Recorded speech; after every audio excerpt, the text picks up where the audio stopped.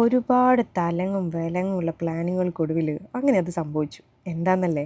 ഒരുപാട് നീണ്ട ഇടവേളയ്ക്ക് ശേഷം ഞങ്ങൾ കൂടിച്ചേർന്നു.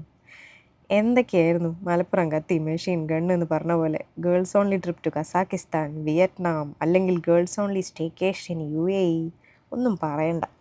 ഇതെപ്പോഴും ഉള്ളതാണ്. പ്ലാനിങ്ങുകൾ ചെയ്യുമ്പോൾ കാര്യമായിട്ടൊന്നും നടക്കില്ല. എന്നാൽ എന്തെങ്കിലും അൺഎക്സ്പെക്റ്റഡ് ആയിട്ട് നടന്നാലോ, അത് അത്രയും രസമാവും. ഇന്നൊരു ട്രെയിനിങ് അറ്റൻഡ് ചെയ്യണമെന്ന് പറഞ്ഞിട്ട് ഞങ്ങൾ കെട്ടിയവന്മാരെയും വിളിച്ച് സെറ്റാക്കിയതാണ്. പക്ഷേ ഇപ്പോഴും ഒരാൾ മിസ്സിംഗ് ആണ് കേട്ടോ.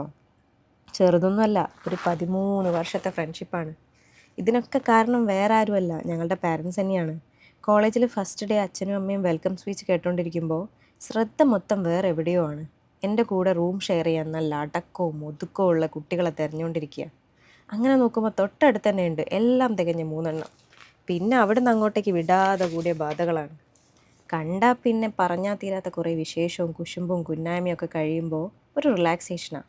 എന്തൊക്കെയായാലും ഇതൊരു മെമ്മറബിൾ ഡേ തന്നെയാണ്. അങ്ങനെ ഞങ്ങളും കെട്ടിയന്മാരും കൂടെ ഫുഡൊക്കെ തട്ടി പിന്നെയും കുറേ പ്ലാനിങ്ങുകളൊക്കെ ആയിട്ട് തൽക്കാലം പിരിഞ്ഞു. ഇനി നെക്സ്റ്റ് വീഡിയോയിൽ കാണാം. ബൈ.